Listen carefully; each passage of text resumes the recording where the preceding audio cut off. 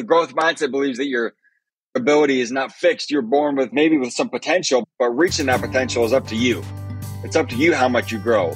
The fixed mindset, I think it was Dr. Carol Dweck at Stanford who talked about this. She said the fixed mindset believes that your talent's innate, your skills are your skills. But the growth mindset, I think it can be learned. Welcome to the Midland Money Mindset. This is a podcast that's all about getting your mind right when it comes to all things money. In every episode, we go deep with engaging guests who provide tangible takeaways and a whole lot of joy along the way. I hope you enjoy these conversations as much as I enjoyed having them. Let's dive into today's show.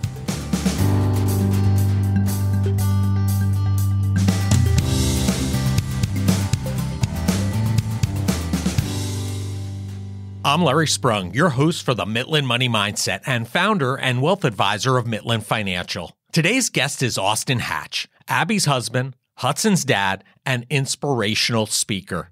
Austin's story is one of tragedy, incomprehensible loss, and triumph. On Labor Day of 2003, Austin and his family were flying from northern Michigan to Fort Wayne, Indiana. As they were preparing to land, the aircraft crashed and burst into flames. His dad threw him out of the plane to save his life and went back into the flames to get his mom and siblings. But tragically, they did not survive. Austin and his dad grieved the tragic loss of the rest of the family and pushed on, which is what his mom and siblings would have wanted him to. Eventually, his dad remarried a woman that had 3 children, and they formed a wonderful blended family. Austin worked hard on his basketball skills and began to have success on the court and worked towards his dream to play for the University of Michigan. On June 15, 2011, Coach Balin offered him a full scholarship, which he accepted, and it was a dream come true. 9 days later, on June 24th, Austin was flying with his dad and second mom to northern Michigan to have a weekend of celebration. As they were preparing to land, the aircraft crashed, and everyone but Austin was killed on impact. He suffered severe injuries and was nearly killed himself. After being in a coma for over 2 months, he had to relearn how to walk, talk, and basically how to live life. With the help of many incredible doctors, therapists, his family, and friends, he found a way to make it to Michigan. 11 years later, he graduated the University of Michigan and is a full-time motivational speaker with a message about grit and thriving in the midst of adversity. A lot of things had to happen for Austin to overcome the adversity and achieve his goals, but more than anything, it took grit. It has been said that grit is working hard for a long period of time, and Austin feels it takes grit every day to put ourselves in a position to achieve our goals. Our purpose drives grit.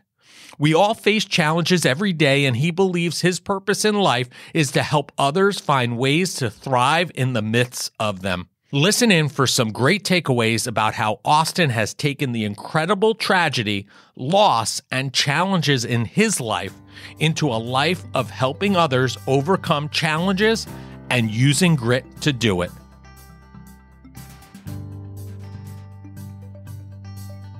Today, I have the pleasure of having Austin Hatch, Abby's husband, Hudson's dad, and inspirational speaker with us today on the show. Welcome to the show, Austin. It's a pleasure to have you.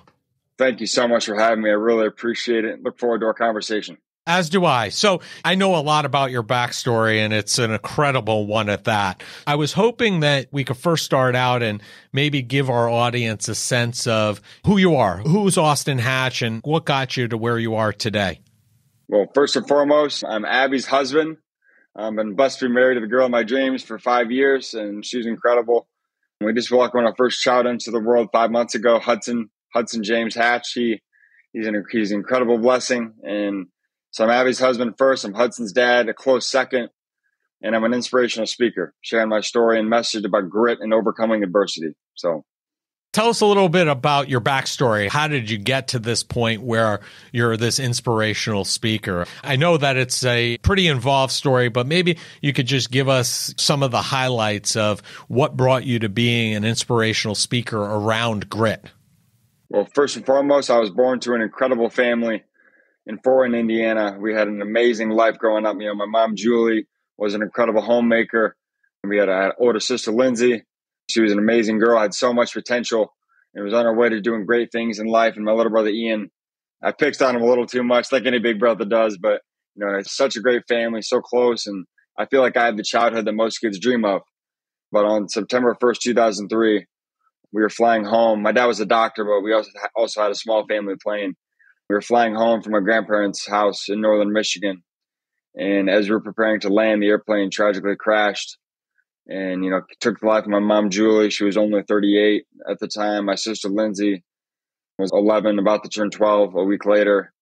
And my little brother, Ian, was only 5. Incomprehensible loss. But my dad and I pressed on and found a way to keep living in the midst of that. That's not something you ever get through. It's just an adjustment that you're forced to make. And life was pretty good. My dad and I were always super close, but we really bonded going through that event and experiencing the loss that we did tragically. Life was good, as I said, and he was remarried a few years later to an amazing woman named Kimberly who had 3 kids of her own. We had a great blended family. Not the same, obviously, but, didn't replace the family that we lost, but, great to have a mom and siblings at home again. And I was working pretty hard on my basketball skills on the court, began to have success. My dream was always play for Michigan, where my mom went to school. We had season tickets to Michigan growing up. I think I went to my first football game. So I was born October 94. I probably went to my first football game in the fall of 95. So Michigan's been in my family for generations. My grandpas went there. My mom went there. My dad had some experience at Michigan as well before medical school. I'm at Wake Forest. So it's been in my family for generations. And I look forward to having a great career there on Michigan. It's a dream come true. But then 9 days after I committed to play, we were involved in a second plane crash, tragically, on the way to northern Michigan this time, the same place we were returning from 8 years earlier. And the second crash tragically killed my dad and my second mom, Kim. And should have killed me too. By the grace of God, I'm here. Nothing else, I believe. By the grace of God, I'm here. I was in a coma for 2.5 months, and I came out of it. I had to learn how to walk and talk and, basically how to live life again, right? But made the decision early on that I was going to find a way to overcome that. I was going to find a way. Didn't know how, but I would just try to control the things that I control, that try to have some grit in the face of adversity. And yeah, I'm blessed to have made a pretty good comeback. I was able to take my place on the team at Michigan. The Coach Beeline honored my scholarship, which is an incredible thing I talk about too. But yeah, it's obviously unfortunate life experiences that I've had, but it's also given me a great opportunity to inspire other people to overcome their challenges too, because we all face challenges every day. And I think part of my purpose in life is to help other people find ways to thrive in the midst of them. Yeah. Well, first and foremost, my thoughts and my condolences on the losses that you suffered. But at the same time, I agree with you, right? There's a reason why you're here. And I think you found your calling. And if you can inspire and help other people, there's got to be a reason behind that. So you definitely had some challenges along the way with the loss. It's amazing to me that you put in all this work through this tragedy in terms of working on your basketball skills and continue to strive for that opportunity to put on a Michigan jersey at some point in light of all this. What did it mean to you? What was that feeling like putting on that jersey for the first time and having that opportunity through all of these challenges that you faced leading up to that point? It was an incredible experience being a part of the team at Michigan. Obviously, I didn't have the role that I hoped to have when I committed to play on June 15, 2011. I hoped to have a great career there, hope to be a contributing player, maybe have a chance to play after college, who knows. But then, obviously the accident, took away all my ability pretty much. But it's still great to be a part of the team. And I think my big thing is that as teammates, we're all part of a team of some kind, whether it's business, family, whatever it is, right? We're all a part of a team of some kind. And sometimes how we want to contribute to the team or how we think we should contribute to the team is not actually what the team needs, right?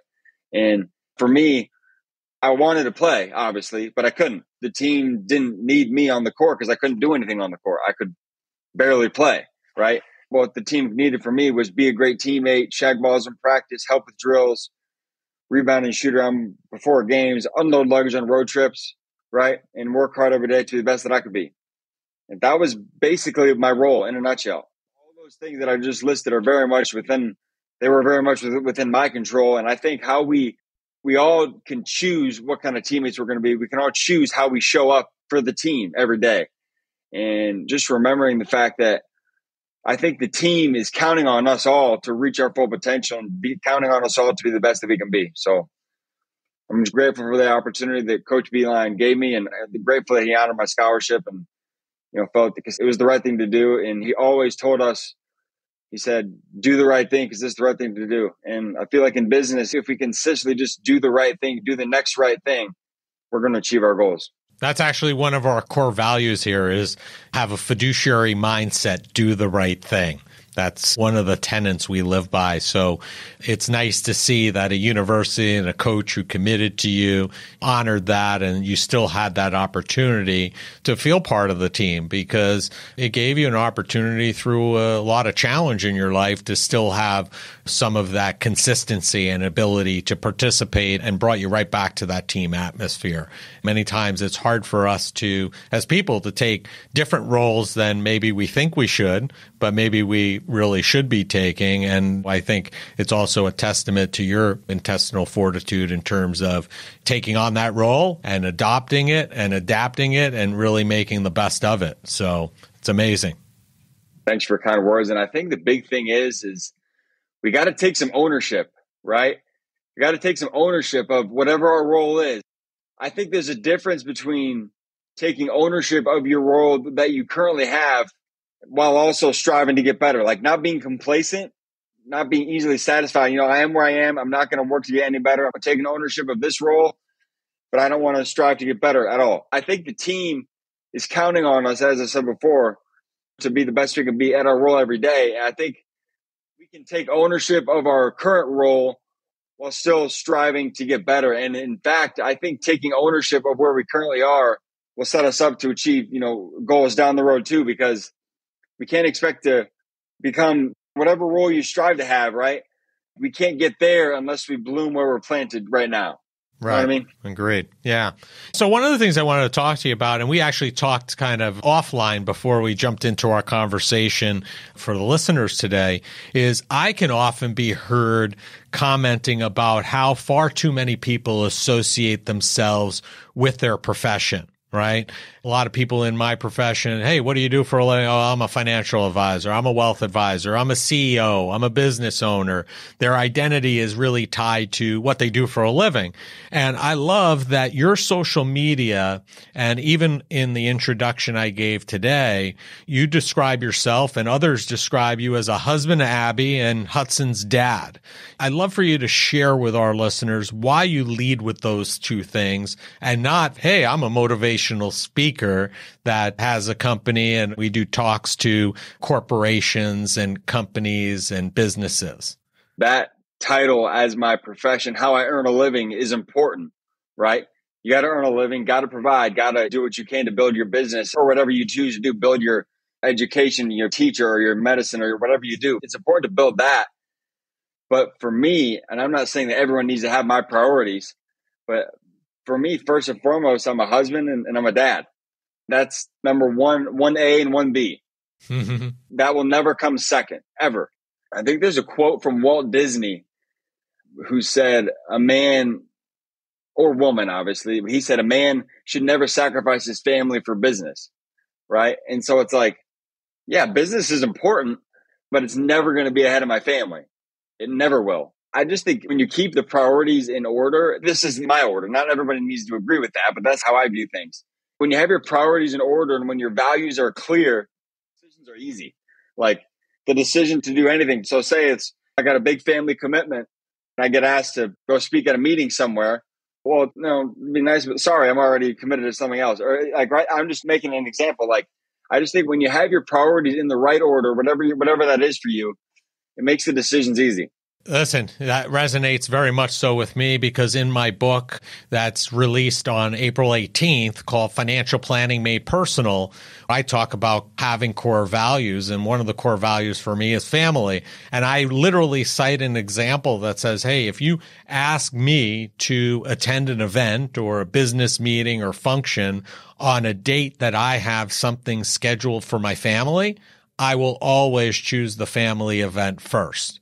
So 100% in alignment there. The other thing that I think about when people introduce themselves and tie themselves to the profession, it makes it very difficult as you start planning for retirement, if that's something that's in your vision, because if you tie yourself so tightly knit to that role, that title, that business, it makes it your identity and it makes it difficult to separate from that down the road. So I love what you're doing and I agree with you. We talk about a lot people having those core values, and I think it's important that we have them for our businesses, we have them for our families. It's important to have that outlined and in full alignment with everybody either in the organization or the family. So thanks for sharing that. One of the things you talk about a lot is grit. Why do you think that grit is such an important skill? I don't know that I would call it a skill. Maybe it is. Maybe it is. I think it's more of like a mindset, right? Okay. Well, this is the Mitlin Money Mindset, so that's fine. Yeah. Maybe having a mindset is a skill of sorts, I guess, right? But yeah, so I think that for me, with the two tragic plane accidents that I was involved in, a lot of things had to happen to overcome those, especially the second one when I was almost killed from a personal level, right? I was almost killed in the second one. I was in a coma 2 months, right? And a lot of things had to happen to overcome that and achieve my goal of making it to Michigan. And I'm so grateful for everybody who helped me along the way. But I think more than anything, it took some grit. And my friend Angela Duckworth at the University of Pennsylvania, she wrote a New York Times bestseller on grit. She's kind of the grit queen, if you will. She's a professor at Wharton Business School and obviously an extremely smart lady, done incredible work on the whole idea of grit. And she says that grit is passion and perseverance for the long-term vision, for long-term goals. That's true. I totally agree with that. Grit applies to the long-term, no doubt. But for me and my journey, grit was every day. I come out of the coma after the second plane crash and you see Michigan way down the road. That's where you want to get to eventually. But how could I expect to achieve the long-term goal if I'm not winning one day at a time, right? So I think grit's more specific than just working hard for the long-term vision. So it's 4 key components to it. But first and foremost, I think grit's driven by a greater purpose. I think we need to work for something bigger than ourselves, whether that's your faith, your family, your friends, teammates, your organization you're a part of, whatever it is. I think we need to find something bigger than ourselves that'll drive us to do what it takes to overcome our challenges and achieve our goals. Because if it's just for ourselves, it'd be really nice if we overcame this challenge or found a way to bounce back from this, but it's just for my benefit. So yeah, not sure it's really worth the time, the effort, the sacrifice it's going to take because it's just for me. But if we have a greater purpose, your faith, our families, right? As we talked about, it's obviously very important to both of us. We'll do whatever it takes for our families, right? And if something is just for our benefit, it'd be nice. But if it's for our family, we'll always, like I said, always do what it takes to get the job done, no matter the task, no matter the circumstance. So greater purpose drives grit at all times. I can go through the 4 letters real quick if you want to. Yeah, let's do that. What does the grit stand for you? First letter, G, growth mindset. The growth mindset views adversity as opportunity. I believe adversity is opportunity. I really do, because without the adversity, we couldn't overcome. That doesn't mean I ask for challenges to come my way. Nobody does. But when they come, I found it's more effective to shift our focus from only looking at the event, looking at the negative side, to focusing on the opportunity in it, right? There's no opportunity in the event itself, usually, like no opportunity in the tragedies that I experienced, but the opportunity wasn't how I was given the opportunity to respond. So the R, the decision to be resilient. And a lot of people think of resilience as you're resilient if you bounce back and achieve your goals. Like people may think of me as resilient because I made it to Michigan after being in the 2 plane crashes that I was in, and the second one that almost killed me. I get that. But I think resilience is more so focused on the action. You're resilient if you take action. And I think overcoming those challenges is a byproduct of being resilient. Resilience is every day. It's not whether or not you overcome, it's just whether or not you take action. So the I, integrity. I think it's, of course, being honest, as we talked about, of course, acting in the best interest of clients and having the fiduciary integrity, all that's very important. Do the right thing when no one's looking. Integrity also includes following through on our commitments, especially when the circumstances change. Making a commitment and staying true to it, no matter what. Like what Coach Beeline did for me, offered me a scholarship when I was playing at a high level on June 15th, 2011. He thought that I could help his teams win on the court by scoring and rebounding. The second plane crash happened 9 days later, almost killed me, should have killed me. And he came to see me in the hospital when I couldn't walk. And he said, I can't wait to have you on my team someday, Austin. I can't wait to coach you. Whenever you're able to come play for me, I can't wait to coach you. There was a chance I was never going to walk ever again. So what I conclude from that is that his follow through and his commitment to me didn't depend on the circumstance. He made a commitment, so he made a commitment, right? Great example. Yeah. If we do that consistently, always follow through on everything we say we're going to do to our clients, to our team members, to each other, and to ourselves, we're going to win. And I think a quick side note there, I think a lot of people set goals. That's very important. Very important to have goals, things to work towards. But I found it's more effective to make commitments to put ourselves in position to achieve those goals, right? Like you want to run the marathon. Okay.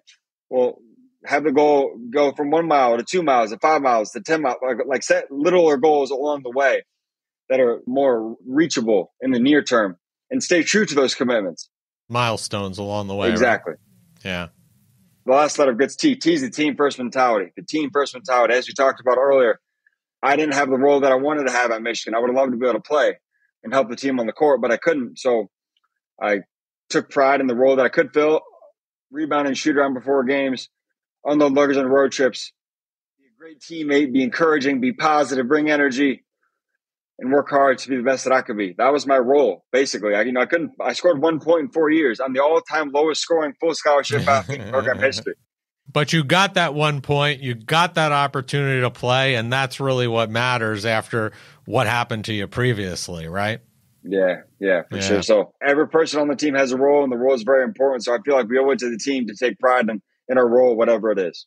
Yeah, amazing. I love that definition, and I love what each of those letters stand for. And to stick with the basketball for a minute, I've heard you talk about basketball, how you played basketball on your driveway with your dad, and that being some of the best therapy that you ever had. What is your reasoning behind that? What was therapeutic about playing basketball with your dad on the driveway? It wasn't about the basketball. It was about just being with my dad. I think they say a lot of young kids spell love Time, right? And as in like just time, like spending time with them. And my dad was a doctor, really busy guy, would see 40, 50 patients every day, really busy, working his tail off. There was always time for me. And to whether it was to go play 9 holes together or play basketball in the driveway, we would go to father-son basketball camp in the summertime. And he'd stay in the dorms with me for 4 days. Like just be there, be present. And like I said, it wasn't about the basketball. It wasn't about the golf. It wasn't about, we'd go out to dinner together. It wasn't about going out to dinner. It was the time that he spent with me. And there's no playbook to lead a son through a tragedy like ours. I mean, there's no playbook for that, but I feel like my dad did the best that he possibly could. And as a dad now, I can't imagine what it was like for him to be in that position. And I'm just grateful for how present he was in my life and how he was always there. Obviously work is important, but when I was with my dad, it was me. I was what mattered. Like he was very present. Like he wasn't worried about anything else. It didn't seem like. Yeah. So I just think just the time he spent with me and the time he committed, like when he was with me, as I said before, when it was father-son time, it was father-son time. Everything else was out the window. So I want to carry that. I want to carry that on with our son too, as he grows up, make sure I'm very present in his life. Sounds amazing. And it's something that I would say as a father of a 17 and a 20-year-old, absolutely do it because it goes by in a flash. It goes by like 10 times as fast as you think it's going to go. So enjoy, be present, and enjoy every minute of it. Talking about your parents, I mean, what do you think, knowing what you know now and where you are today up until this point, what do you think your parents would be most proud about that they're saying, hey, I can't believe, and this really brings us a tremendous amount of joy that we're seeing Austin do what? What do you think is that thing that's bringing them joy or most proud of? I think be a dad, by far, not even close. I mean, obviously, would have been cool for them. I'm sure that, like I said before, my mom went to Michigan. We grew up going to football games. It was always my dream to play at Michigan. I'm sure it would have been cool for them to get to experience that, have experience having me on the team. That would have brought them joy for sure.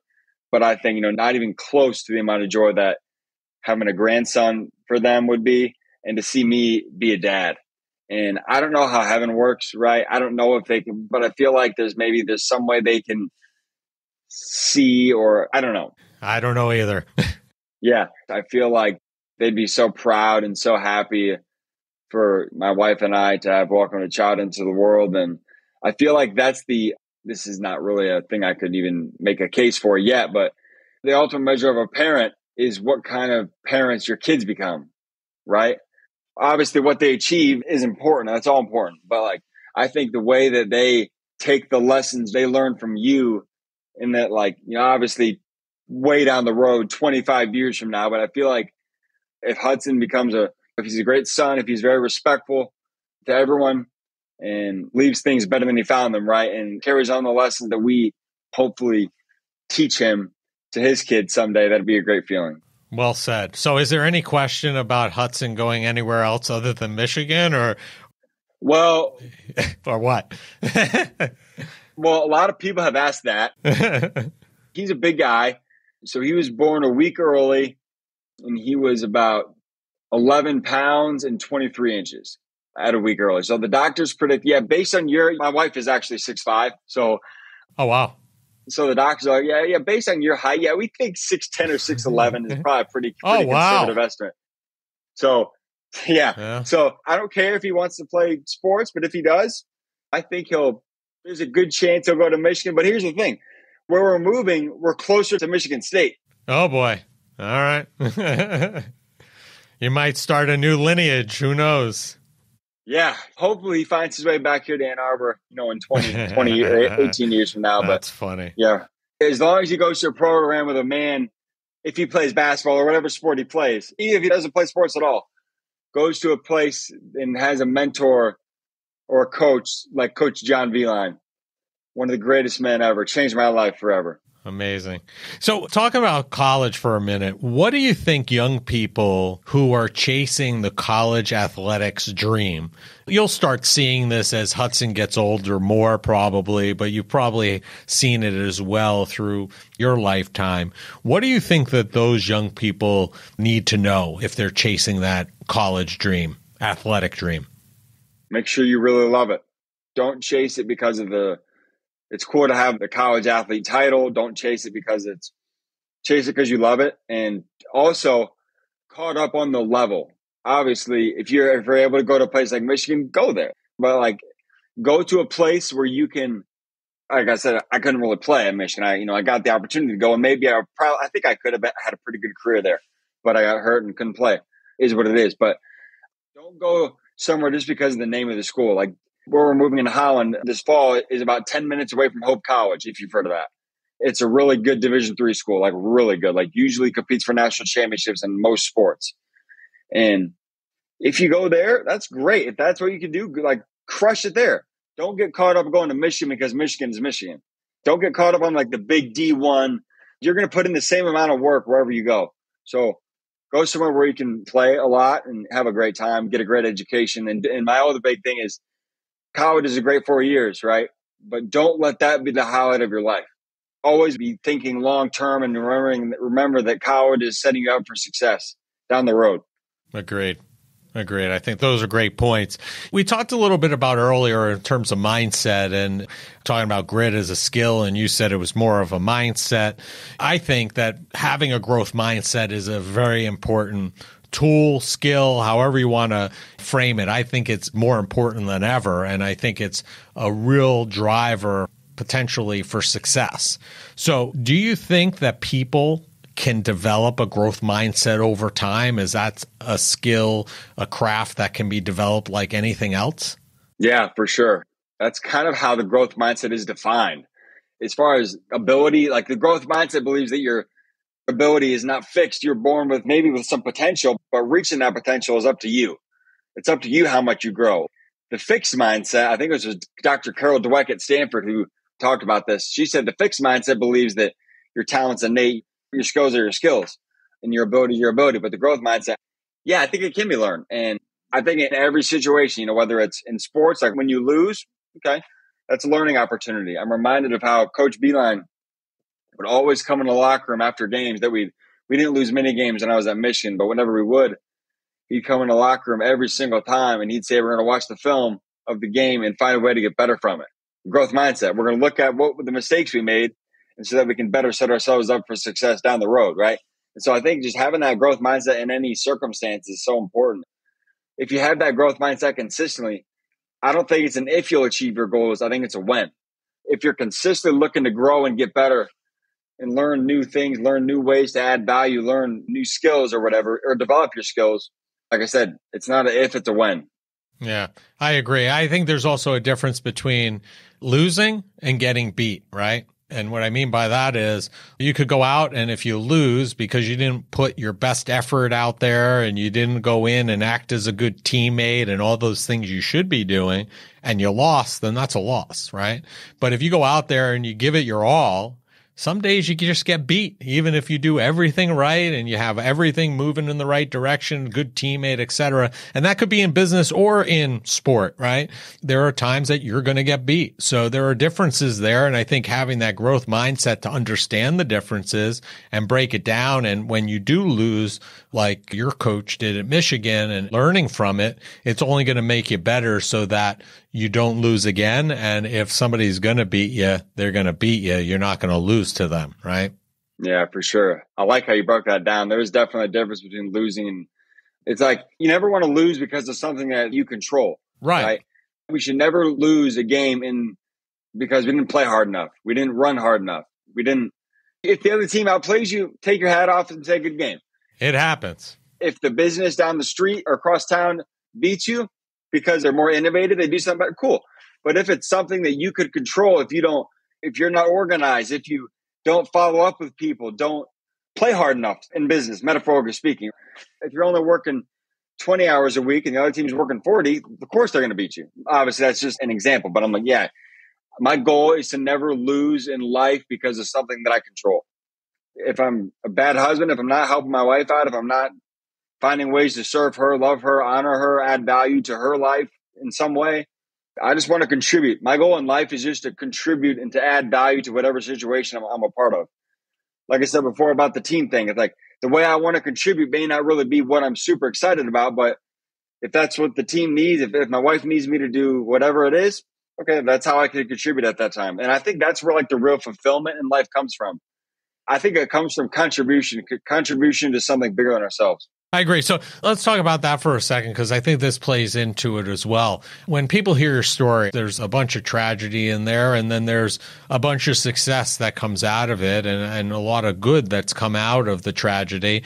And it's very easy for somebody like yourself to have not turned it into success and turned good out of these negative situations. So at the end of the day, what do you hope by going out and sharing your story and sharing what had happened to your family on 2 occasions? What do you hope that people get and take away from your story ultimately? The reason I do what I do is to help other people overcome their challenges, because everybody in the world faces challenges. And I really believe part of my purpose in life is to help other people thrive in the midst of them. And I think a lot of it, though, when people hear my story, I hope is that it just provides a little perspective, right? I feel like we can all use, and I can't speak for everybody that I've ever spoken to, which is probably 100,000 people over the years in total, right? Or whatever the number is. I can't speak for all of them, but I feel like most of us getting a little dose of perspective is never a bad thing, right? After my story, it's like people, hey, you know what? This kid can do it. If he can overcome his challenges, why can't I? Right?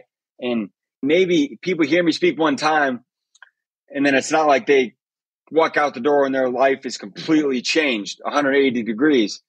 But it's like maybe they hear me speak. Maybe they're dealing with a challenge at that time, or maybe they experience a challenge in the near future after hearing me. Maybe some of my message could be top of mind or near top of mind. And okay, so I can approach this challenge with a growth mindset. I can look for the opportunity. It's not all negative. It's all negative if I fold in the face of this challenge. But if I find the opportunity in it, maybe it'll make me better. I'm going to follow through on my commitments the way Coach Beeline did for Austin. As a leader, that's a responsibility that I think we have, to follow through on our commitments, to do what we said we're going to do, right? It's a very simple thing. And obviously for you, like you mentioned, the fiduciary responsibility. I'm not in the financial advising space, but I think that's part of it, right? Commit to client, commit things to them, and follow through on those, right? When circumstances are what we expected, that's easier to do. It's not always easy to follow through on our commitments, but it's easier when the circumstances are what we expect. But maybe circumstances change, you make a commitment to someone. Okay, well, I'm still going to follow through on this, because hearing the Coach Beeline story with us, I don't know. I don't know how my story impacts. Well, listen, my takeaway is I think there are two things that I take away from your story. And that is one, a tremendous amount of perspective, right? When people are maybe beating yourself up because of a bad day or something like that. And then hearing your story and seeing what has come out of these terrible tragedies is amazing, right? So it gives a lot of perspective. And I think it also gives a lot of hope that if you do have that growth mindset, no matter how terrible things are, that there are opportunities to correct, improve, and utilizing grit to get and go wherever you and or your team, whether in life or business, want to go. So I think that those are two valuable takeaways in my view. And you can feel free to use those going forward if you want. Yeah. Thank you. Thank you. I appreciate it. As I said before, I'm sure everybody that hears me speak takes away a little something different. Sure. Yeah. Agreed. It all depends on their own personal situation. Exactly. Yeah. And what they've been whether through. It's, or like one of the things I talk about is with resilience. My dad always said, whatever you do, man, go big or go home. Like, just go big. We went big in the face of both plane crashes, but especially the second one when I was almost killed, right? And we found a way to make it to Michigan. And so it's like I said before, if this kid can do it, why can't I? Yeah. Well, listen, thank you so much, Austin, for sharing your story and some great insight. We end every show, each of our shows, by asking each of our guests the same question, because we are about joy. We're about mindset, but we're also about more joy than mindset on the show. And the question is, what did you do today that brought you joy and put you in the right mindset for success? Well, I think there've been many things. Having a son, it's a life-changing experience. This may sound odd, but we gave him a bath this morning, right? And like bath time is so fun, and he loves it, and he giggles and he laughs, and that obviously makes us laugh too. And we're going to take a family walk here this evening, so that'll bring me joy. This conversation, sharing my message and testimony, brings me joy every single time. I feel so blessed to be in a position to do it. And yeah, thanks for having me on. I really appreciate it, and hope the conversation will add value for those who listen. Yeah, thank you so much, Austin. And we're going to have all of your information in the show notes. But if people want to connect with you, learn more about your story, find out more, what's the easiest and best place for them to do that? I'm on LinkedIn. That's probably the best way. I'm fairly active on there. Or you can go to my website, www.austin-hatch.com.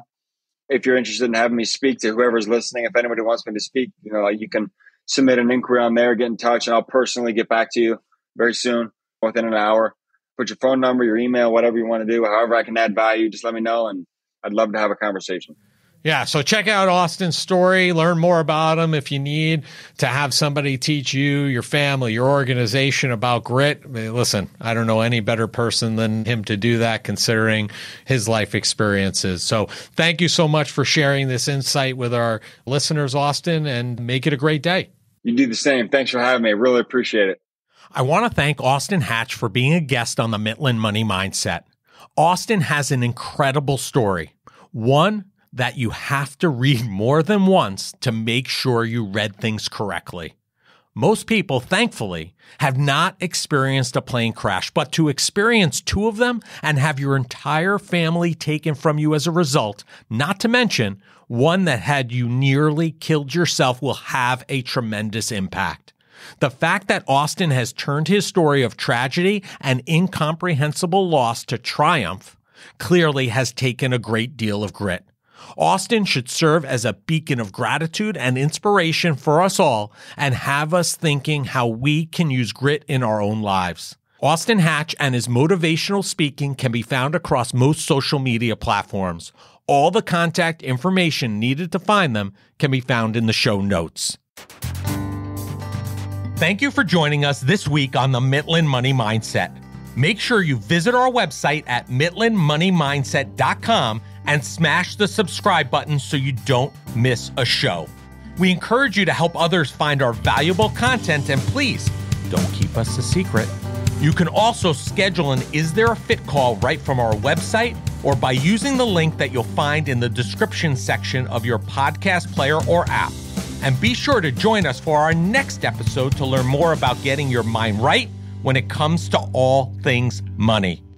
The opinions voiced in the Mitlin Money Mindset Show with Lawrence Sprung are for general information only and are not intended to provide specific advice or recommendations for any individual. Past performance is no guarantee of future results. All indices are unmanaged and may not be invested into directly.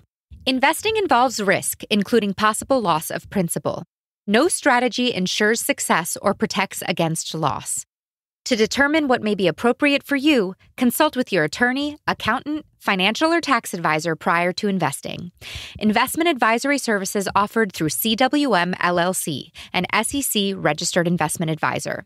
Guests on the Mitlin Money Mindset Show are not affiliated with CWM LLC.